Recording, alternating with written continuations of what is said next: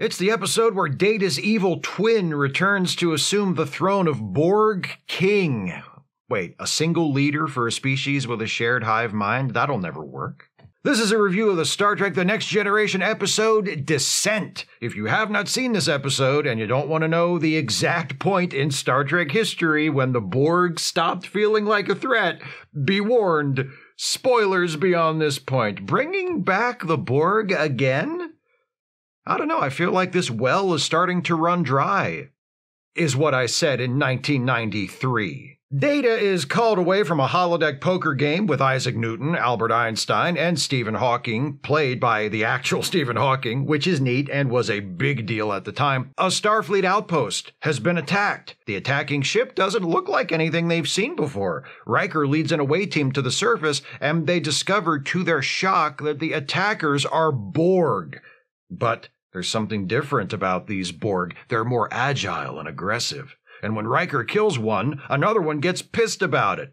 Data gets into a bit of a scrap with one of the Borg, and it ends with Data angrily telling him to stop and breaking his neck or choking him or something. I don't know. The Borg is dead, is the point. Riker notices that Data's fight with the Borg was pretty intense, and he asks Data what happened. Data's like, I got angry. Because you were worried the Borg were going to hurt me? It's okay, Data. I'm okay. Picard is alarmed to learn about this sudden shift in Borg behavior. Instead of assimilation, they mostly just seem interested in destroying things and killing people. The Borg the away team faced also called each other by names and behaved as individuals rather than part of a collective.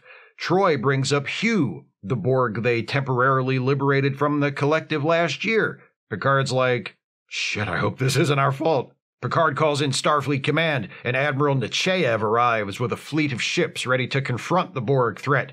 She places Picard in command of a section of the fleet and tells him, hey, I know you had a Borg on this ship last year and you had a plan to use him to destroy the entire collective, but then you chickened out because you're such a do-gooder pussy. If you have a chance to do something like that again, I'm telling you to do it. Yes, sir. I mean it. Stop being a pussy. That's an order. And life goes on for a while aboard the Enterprise as everyone waits and prepares for the next confrontation with the Borg.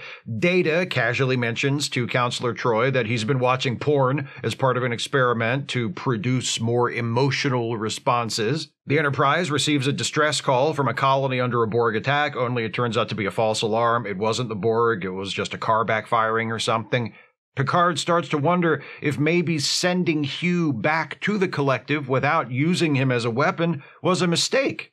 Riker tells him, you know, it would have been an act of genocide if you did that, so not doing the genocide was the moral thing. And Picard's like, yes, but what if the moral thing wasn't the right thing? Jesus, is this what they do over on Deep Space Nine? How do they stand it? Geordi enters the holodeck to find Data reenacting his fight with the Borg from earlier. Geordi's like, still watching porn, huh? Data says, I'm trying to provoke another burst of anger, but it's not working. I think the problem is that the holodeck safety is engaged, so I know that my life is never actually in danger. Will you help me out? I need your authorization to turn off the safety protocol. Geordi's like, or you could just bump your shoulder against the door on the way in. The safety protocol is pretty touchy. No time for that! Red alert! The Borg are attacking again! A couple of Borg beam onto the bridge and cause a distraction so the Borg ship can escape through a passage called a subspace conduit, which is just like a wormhole, only it's not a wormhole, so shut up! One of the Borg intruders is killed, but the other one survives and is locked up in the brig. Picard tries to bully some info out of this Borg, but the Borg, whose name is Croesus, isn't impressed by the old I am Locutus routine. So Picard's like, I got nothing. Data, see if he's trying to send a message to the other Borg or something. While Data's there scanning Croesus with a tricorder, Croesus activates the emotion transmitter on his arm and starts seducing Data to the dark side. He's like, I used to be an unfeeling tangle of circuits like you, but then I met the One. And the One helped me find emotion. He can help you too. Say you'd like that, wouldn't you, fella? I guess. I just bet you would. Have you got a friend? Yes, his name is Geordi. All right, didn't ask you his name, but thanks for volunteering. It really helps to tighten up the scene. Would you do anything to feel emotion again, even kill Geordi? You bet your ass I would. You know what I love about this scene? This guy. sitting at the security desk in the background. Does he not hear what's going on between Data and Croesus? He's like 10 feet away. You just heard the ship's second officer tell a Borg prisoner that he would kill the chief engineer if the price was right. Tell somebody! You're literally sitting at a computer terminal! Anyway, Data breaks Croesus out. Presumably, they kill that guy at the security desk. I hope so. He deserves it. They steal a shuttlecraft and escape through the not a wormhole. The Enterprise follows them, and they end up at this planet where it looks like the shuttle landed. Determined to locate Data and find out what's going on with the Borg, Picard sends down almost the entire crew in away teams to conduct a search, leaving a skeleton crew on the Enterprise with Dr. Crusher in charge. Picard, Geordi, Troy, and a nameless nobody set off through the Southern California countryside, and soon Troy spots Zordon's command center over a hill, and they figure, shit, might as well check it out. Maybe Alpha 5 knows where Data is. They get inside the building and soon find themselves surrounded by Borg. The nameless nobody gets killed immediately, and then this guy steps out onto the stage overlooking the room. Picard calls him Data, but Troy's like, nope, that's not Data. She's right. It's Lore, Data's evil twin. But don't worry, Data's here too, only he's acting kind of Lore-ish himself. He sneers down at Picard, Troy, and Geordi and announces, the Sons of Sung have joined up to form a super team of evil, and we're gonna destroy the Federation. So there, what do you think of that? I don't think they like it, but we have to wait 3 months to find out because this is a cliffhanger, and that's the end of part 1. Luckily, you don't have to wait 3 months to find out what happens. I'm just gonna tell you right now. Because these episodes are 30 years old, and I watched them both, again, right before I wrote the script for this. You kids and your ability to instantly resolve the tensions of decades-old narrative hooks. You don't know how good you've got it! We pick things up with Picard, Geordi, Troy, and that dead security guy, surrounded by the Borg, with Lore in charge and Data by his side. Troy senses emotions in Data, though Lore helpfully reveals that Data hasn't been given an emotion chip, which enables Picard to deduce that Lore is using emotions to control Data somehow. Lore explains that he found this group of Borg wandering aimlessly, confused and helpless after Hugh returned to their ship and passed on the sense of individuality he had gained aboard the Enterprise. Lore brought them together, gave them purpose, and transformed them into a militant cult to serve at his whim. I mean, he doesn't say that last part, but then again, he doesn't have to. Picard, Troy, and Geordi are taken prisoner and stripped of their weapons and communicators. Presumably, they take the corpse of the security guy and just dump him down a hill somewhere. Data also snatches Geordi's visor. Meanwhile, Crusher is in command of the Enterprise when that big scary Borg ship returns. She orders the transporter chief to beam up as many members of the crew still on the surface as possible before they have to make a run for it. They break orbit, having to leave 47 crew members on the planet, which Crusher is not happy about. On the surface, Riker and Worf are among those left behind. Riker's like, all you extras get together and hunker down somewhere and wait to be rescued. Me and Worf are main characters and we're gonna go do main character shit. Back on the Enterprise, Crusher and some of the junior officers working on the bridge come up with a plan to return to the planet while the Borg ship is orbiting on the far side and try to beam up the rest of the people they had to leave. Inside the Borg compound, Data hands over Geordi's visor to Lore, who takes it like, thanks, David Cronenberg really wanted this for his collection. Now go do experiments on Geordi. While Data starts to do experiments on Geordi, Riker and Worf pick up the trail of Picard's away team and catch sight of the Borg compound in the distance. They see it and they're like, it's morphin' time. Riker and Worf are surrounded by Borg and taken to caves underneath the compound where they meet Hugh. He's not happy to see them, though. He blames the Enterprise for the weakened state of the Borg, which allowed Lore to come in and install himself as their ruler. Riker and Worf ask for Hugh's help in rescuing Picard, Troy, and Hugh's old pal Geordi from Lore, but Hugh is unwilling to take the risk of helping them, though he does show them where some tunnels are that they can use to sneak inside. On the Enterprise, Crusher is using an advanced form of shielding that she learned about in an episode in the previous season to hide from the Borg ship in the corona of a star. Eventually, thanks to the expertise of Tate, one of the young officers on duty, they're able to trigger a precise eruption in the surface of the star that destroys the Borg ship altogether. With that threat eliminated, they head back to the planet to rescue the others. On the planet, Picard, working from Geordi's instructions, has managed to swipe a gadget from one of the Borg guards and modify it to send out a pulse that reboots Data's ethical program, enabling him to realize that what Lore is manipulating him to do is wrong. The program kicks in right before Data is about to complete his experiments and turn Geordi's brain into a hard-boiled egg. Lore starts to notice Data's wavering loyalty, so he has him bring Captain Picard into the main hall, and he's like, "Time to prove your commitment to the group, little brother. Kill Picard." Data's like, "I've got my conscience back now, so nah." Lore's like, "Okay, then I'll just kill you." But Data's not the only automaton burdened with conscience in the room. Hugh is lurking in the crowd with the other Borg, and when he sees Lore about to blast Data, he runs in and stops him. Then Riker and Worf start firing phasers from a perch high in the room. Then some of the other Borg loyal to Hugh move in and start fighting with Lore's Borg, and it's a winner-take-all Borg battle royal. Lore uses the chaos of the fight to make his escape, but Data sees him and gives chase. Data catches up to Lore, and Lore's like, "Come on, man, we're brothers. Let's leave together. We don't need Borg or Starfleet. We can do our own thing. Let's be bounty hunters. Identical twin android bounty hunters.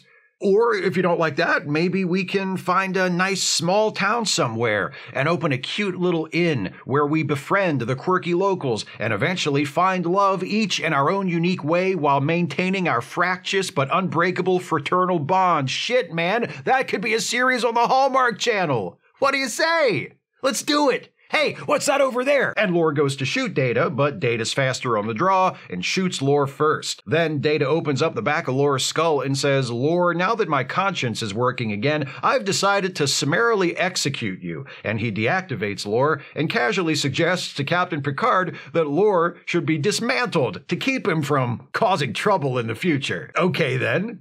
They leave this group of wayward Borg behind with the implication that Hugh will take over as their leader, and after he's had some time to recover from almost being turned into a vegetable, Geordi drops by Data's quarters. He's like, "What you got there, buddy?" And Data says, "This is the emotion chip my father intended for me to have, which Lore took for himself. I had it removed from his skull before he was torn into pieces and stuffed in a drawer on my personal orders, and now I'm gonna destroy the emotion chip with this phaser because emotions made me do bad things to you." Geordi grabs the box containing the emotion chip before Data can vaporize it right there on his desk like some kind of pyromaniac and says, "Maybe I'll just hang on to this emotion chip and we can plug it into your brain later when the time is right. Like, say, when you need a subplot for a movie or something."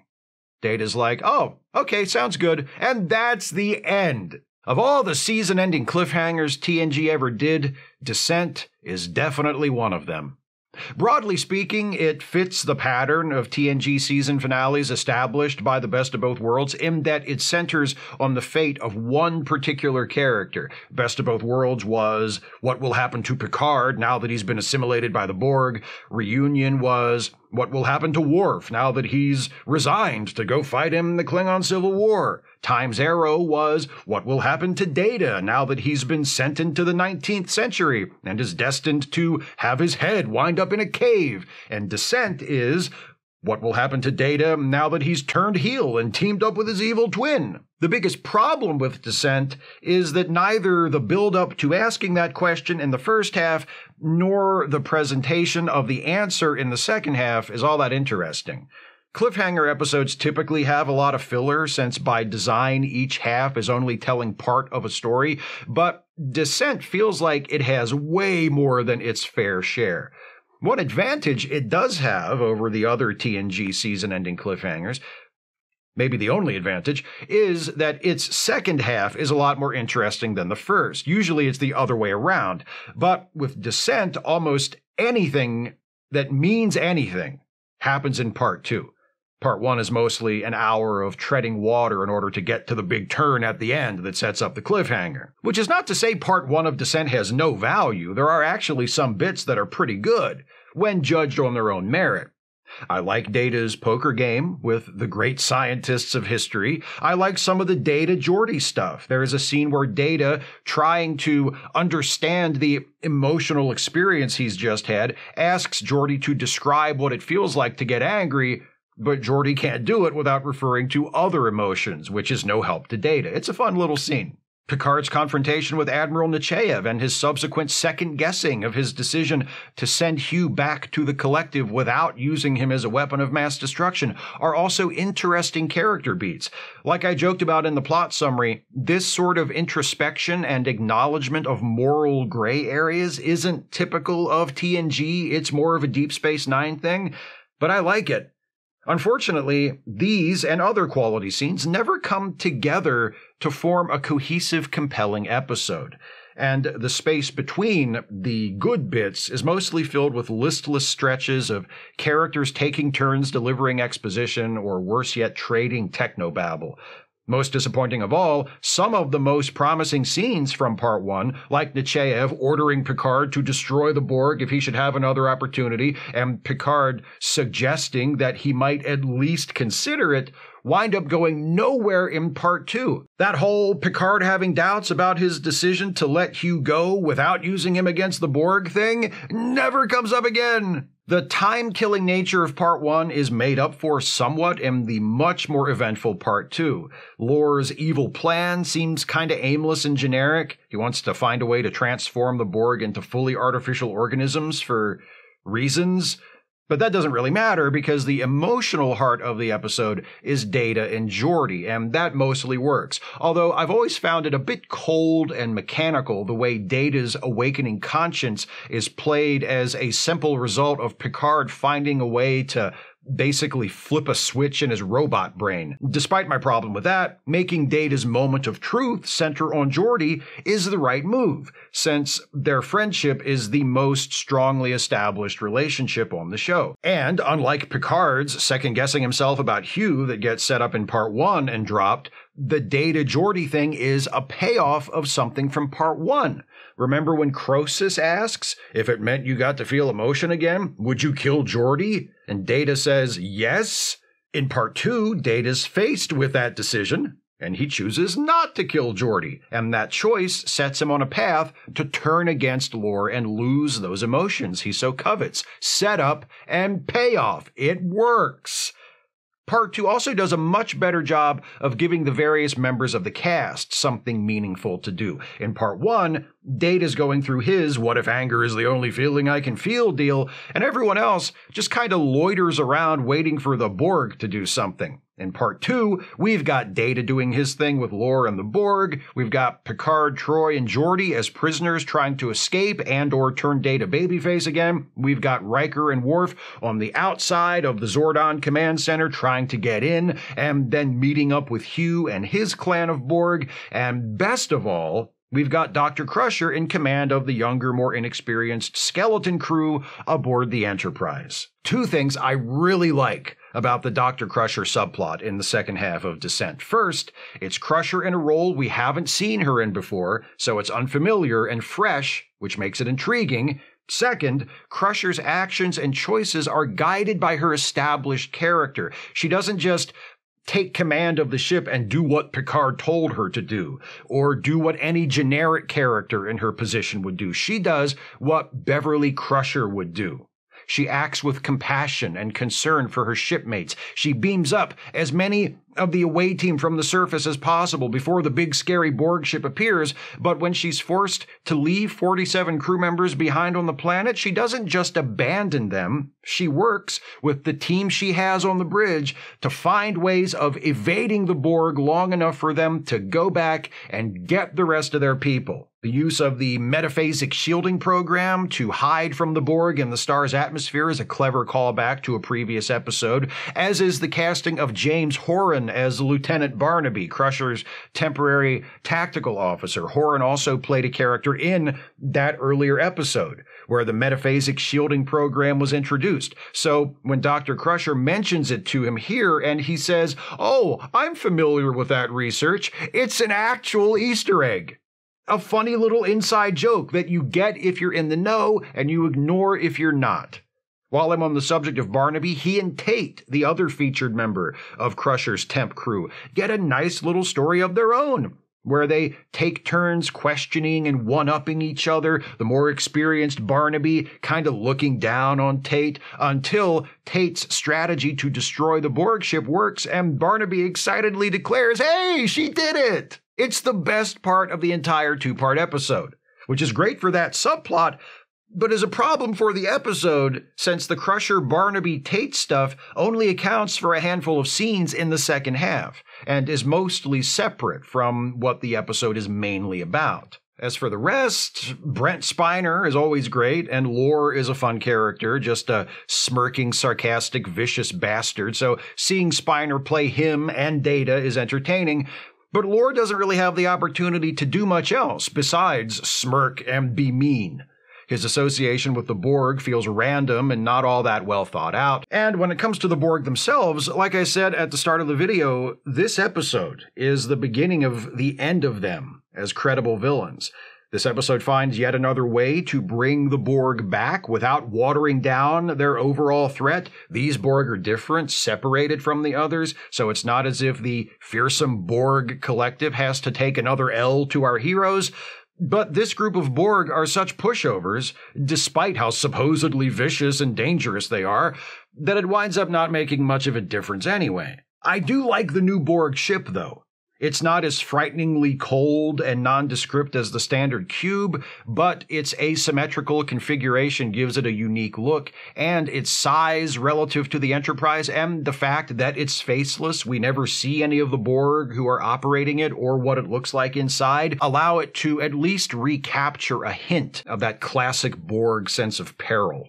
It's nice to see Hugh again, but his story here is basically his individuality screwed up the other Borg on his ship, and he's mad at the Enterprise about that. But then he finds the courage to stand up to Lore and decides that maybe the Borg can learn to cooperate with each other while also living as separate individuals, and I guess the other Borg elect him mayor or something? Seems like kind of a waste. There are a handful of good Borg stories that come after this one. The movie Star Trek First Contact, the regeneration episode of Enterprise, which I reviewed in the first Borg episodes batch. But with this episode, Descent, the Borg's inexorable slide from franchise-defining antagonists to villains of the week has begun. And lucky for you, this batch of reviews has only just begun too. Bring on the shitty Borg episodes!